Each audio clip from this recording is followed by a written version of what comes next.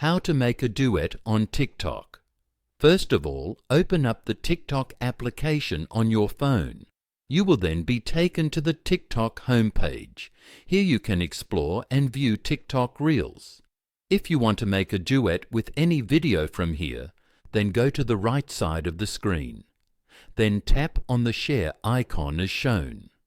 Here you can view all the sharing options as well as other options below. Now swipe left and tap on Duet. You can now choose how you want to do the duet from the options above the capture button. For example, left and right. After choosing, tap and hold the capture button to record a video.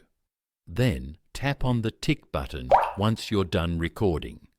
You can now edit the video as you like using the edit options on the right side of the screen. After that, tap on Next to proceed.